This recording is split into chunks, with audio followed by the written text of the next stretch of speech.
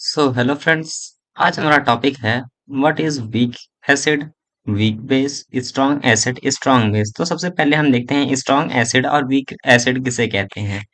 तो यहाँ पर जैसे कि डेफिनेशन लिखा है, स्ट्रॉन्ग एसिड क्या है, एक मिनट देख लेते हैं। Strong acid and weak acids are typically defined as defined based on their ability. इसकी हम एबिलिटी के ऊपर डिफाइन कर सकते हैं, किसकी एबिलिटी के ऊपर?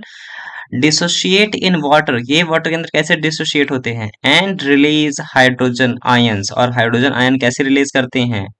हाइड्रोजन आयन मतलब H प्लस आयन को हम हाइड्रोजन आयन कहते हैं। तो ये किसके ऊपर डिपेंड करता है कि कैसे अपने आप को डिसोशिएट करते हैं H प्लस आयन के अंदर। अगर कोई कंप्लीटली डिसोशिएट करेगा तो वो क्या होगा, स्ट्रॉन्ग एसिड होगा।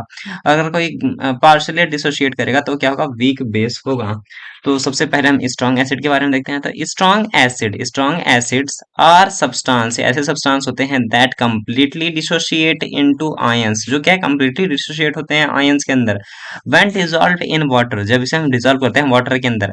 एग्जांपल इंक्लूड हाइड्रोक्लोरिक एसिड, कौन से हैं, तो हाइड्रोक्लोरिक एसिड है, सल्फ्यूरिक एसिड है, H2SO4 है जिसे हम H2SO4 कहते हैं, और नाइट्रिक एसिड जिसे हम HNO3 कहते हैं। तो एक बार देखते हैं। जैसे कि हाइड्रोक्लोरिक एसिड है, जब इसको हम वाटर के अंदर मिलाते हैं तो क्या होता है, ये H अलग होता है और Cl अलग हो जाता है। ये क्या, कंप्लीटली डिसोशिएट हो गए दोनों आयंस, ठीक है।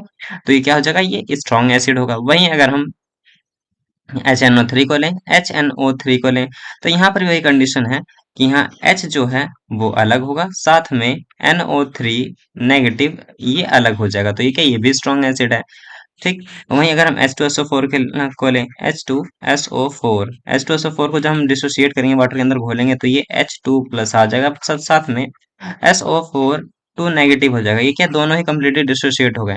अब हम देखते हैं वीक एसिड किसे कहते हैं। तो ये हो गया स्ट्रॉन्ग एसिड। अब इस वीक एसिड में क्या होगा, तो जैसे लिखा है वीक एसिड किसे कहेंगे, इसमें तो कंप्लीटली डिसोशिएट हो रहा था, कंप्लीटली डिसोशिएट हो रहा है, ठीक है। इसे हम याद रखेंगे कि कंप्लीटली डिसोशिएट हो रहा है, एकदम कंप्लीटली दोनों आयंस टूट जा रहे हैं। वहीं अगर वीक एसिड की बात करें तो क्या होगा, only partially dissociate into ions. ये क्या है, बस पार्शियली डिसोशिएट होगा। क्या होगा, पार्शियली डिसोशिएट होगा आयंस के अंदर, ठीक है। आयंस के अंदर कैसे डिसोशिएट होगा, पार्शियली, जब इसे डिसॉल्व करेंगे हम किसमें, वाटर के अंदर। एग्जाम्पल, जैसे example of weak acids include acetic acid जिसे हम CH3COOH कहते हैं, साइट्रिक एसिड जिसे जो कि साइट्रस फ्रूट्स के अंदर है, और कार्बोनिक एसिड जो कि H2CO3 के अंदर है, ठीक। अब देख लेते हैं इसको कैसे हम डिसोशिएट कर रहे हैं। जैसे कि सबसे मोस्ट कॉमन क्या है, वीक एसिड में आता है एसिटिक एसिड। क्या फॉर्मूला है, तो CH3COOH। इसमें क्या होता है कि जब CH3 है प्लस में COO, ये अलग होता है नेगेटिव आयन वाला, और H प्लस पार्ट यहाँ पर आता है, ठीक है। ये क्या है, ये पार्शली डिसोशिएट हो गया, जिसमें H प्लस आयन जो है, यहाँ पर 3 आयन तो टूटे ही नहीं, बस एक H प्लस आयन अलग हुआ है। तो क्या, पार्शली डिसोशिएट हुआ है, इसीलिए क्या होता है, ये वीक एसिड होता है, ठीक। उसके बाद नेक्स्ट हमारा है, देख लेते हैं कि अब एसिड कहते किसे हैं। सबसे पहले एसिड हम उसे कहते हैं, जैसे कि हम पहले भी पढ़ चुके हैं कि एसिड हम किसे कहेंगे। तो यहाँ पर देखो, acid contain H plus ions, ठीक है, उसको हम कैटायंस कहते हैं। जो H प्लस आयन होता है, जो पॉजिटिव आयंस, उसे हम कैटायन कहते हैं। और एनायन किसे कहते हैं, जो क्या है, Cl नेगेटिव है, ये एनायन होता है, ठीक है। जैसे कि HCl में था, H प्लस आयन था तो इसे हम कैटायन कहेंगे, Cl नेगेटिव था इसीलिए हम एनायन कहेंगे। वही NO3 किसमें, HNO3 वाले पार्ट में होता है, ठीक है, HNO3 वाले में, SO4 टू नेगेटिव, H2SO4 वाले पार्ट में, और CH3COO नेगेटिव वाला पार्ट ये किसमें है, CH3COOH वाले पार्ट में, ठीक है। Since cation present in acids, cation क्या है, एसिड के अंदर प्रेजेंट होते हैं, this suggest that acid produce hydrogen ion. इसका मतलब क्या है, एसिड क्या प्रोड्यूस करते हैं, हाइड्रोजन आयन। इसीलिए जो एसिडिटी होती है उसके अंदर हम H प्लस आयन को ही देखते हैं और किसी आयन को नहीं देखते, ठीक है। अब जैसे कि ये इसका हम इसके अंदर HCl के अंदर में पानी मिलाया तो क्या हुआ, H3O plus O plus ion आया, तो ये क्या है, H प्लस आयन है, ठीक है। इसे हम इसको हम कौन सा आयन कहते हैं? इसे हम हाइड्रोनियम आयन भी कहते हैं, Cl नेगेटिव। तो ये यहाँ पर एसिड ये है, ठीक है। वहीं अगर हम H प्लस हाइड्रोनियम आयन ऐसे बनता है, ठीक है। H प्लस आयन जब वाटर साथ मिलता है तो ये हाइड्रोनियम आयन बनाता है। इस प्रकार एच एन NaOH। अब बेस वाला एक बार देख लेते, उसके बाद वो वाला देखेंगे कॉन्सेप्ट। अब जैसे कि बेस के अंदर अब स्ट्रेंथ जो है, the strength of acids and base depend on the number of H plus ion. मतलब जो एसिड या बेस किसके ऊपर डिपेंड करता है कि H प्लस आयन या ओ एच नेगेटिव आयन किसके पास कितना ज्यादा है। अगर H प्लस आयन ज्यादा होगा तो ये क्या है? Strong acid. अगर इसके अंदर H प्लस आयन कम होंगे तो ये क्या है? वीक एसिड होगा। ठीक, वहीं उसी प्रकार से ओ एच नेगेटिव आयन जिसके पास ज्यादा है, ठीक है, तो क्या होगा? वो स्ट्रॉन्ग स्ट्रॉन्ग बेस होगा। ठीक, और वहीं जिसके पास ओ एच नेगेटिव आयन कम होगा तो क्या होगा? वीक बेस होगा। ठीक, अगर if we take a hydrochloric acid and acetic acid in the same concentration, अगर हम दोनों को ले, HCl को भी ले लिया हमने और साथ में क्या लिया?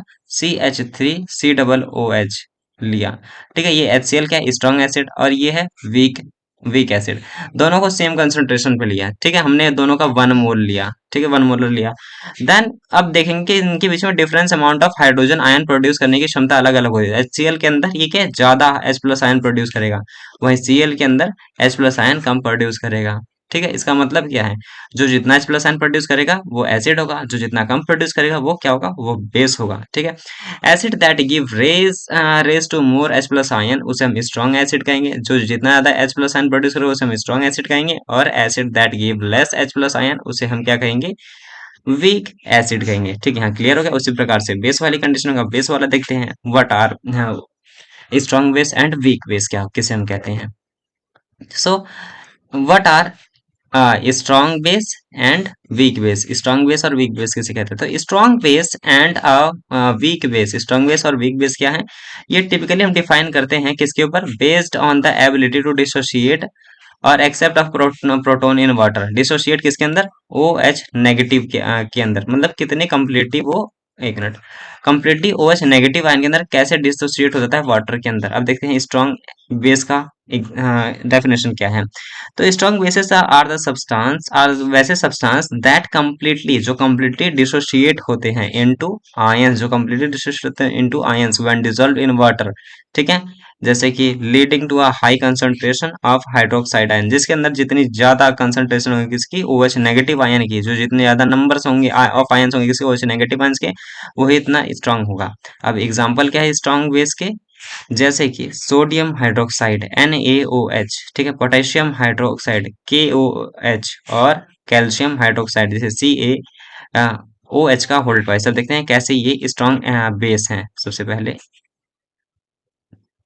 कौन सा ले? NaOH लेते हैं। जैसे कि NaOH की बात करें, जब इसके अंदर हम H2O वाटर मिलाते हैं तो क्या होता है? ये Na पॉजिटिव अलग होता है, साथ में OH नेगेटिव कंप्लीटली अलग हो जाता है। तो इसमें क्या कंप्लीटली दोनों डिसोशिएट हो रहे हैं। ठीक, अब हमने यहाँ देख लिया कि इसमें क्या था कि स्ट्रॉन्ग बेस हम किसे कहेंगे? जिसमें OH negative ion completely dissociate हो जाए। ठीक, उसी प्रकार से वीक बेस हम किसे कहेंगे? अब देख लेते हैं। अब वीक बेस किसे कहेंगे? तो weak bases on the other hand क्या होता है कि ओनली पार्शियल डिसोशिएट और accept of proton in water. या तो पार्शियली डिसोशिएट होंगे या फिर पार्शियली एक्सेप्ट करेंगे प्रोटॉन्स को, ठीक है, वाटर के।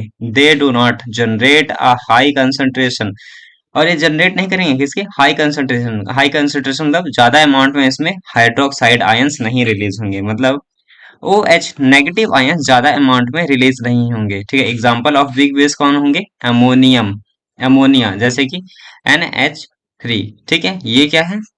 और ऑर्गेनिक अमीन्स, ये कभी भी कंप्लीटली डिसोशिएट नहीं होते OH नेगेटिव में। ठीक है, क्योंकि ये वीक बेस है, इसीलिए ये वीक बेस है। या फिर और भी एग्जांपल है एल्युमिनियम हाइड्रोक्साइड AlOH, OH का होल थ्राइस। अब लेड हाइड्रोक्साइड PbOH का होल ट्वाइस। Ferric hydroxide. ठीक, इस ये सब क्या है? ये कंप्लीटली डिसोशिएट नहीं होते। ठीक, OH नेगेटिव आयन के अंदर कुछ ना कुछ रह जाता है। अब उसके बाद आगे हम देखते हैं कि जैसे अमोनिया का कैसे डिसोसिएशन होगा। ये क्या है? वीक बेस है। कैसे वीक बेस है? आप देखते हैं जब इसके अंदर हम वाटर मिलाएंगे तो क्या होगा? ये NH4 प्लस प्लस में OH नेगेटिव आयन।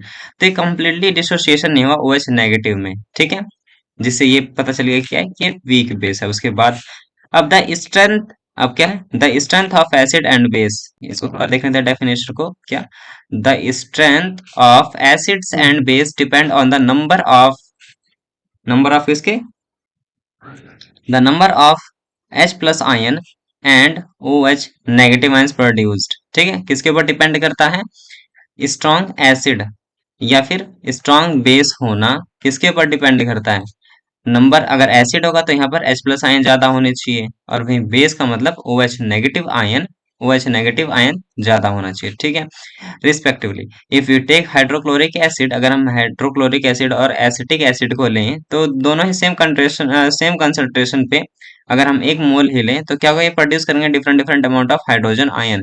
सो इसीलिए क्या है ये, और इनके जो H प्लस आयन की कंसंट्रेशन है वो ज्यादा और कम होगी। ठीक है, इसलिए हम इसको स्ट्रॉन्ग एसिड और वीक एसिड कहेंगे। ठीक, सो हमने एक पूरा कॉन्सेप्ट समझ लिया किसका, स्ट्रॉन्ग एसिड, वीक एसिड का, स्ट्रॉन्ग बेस और वीक बेस का। तो नेक्स्ट वीडियो में हम इसके आगे की भी चर्चा, नेक्स्ट टॉपिक की चर्चा करेंगे।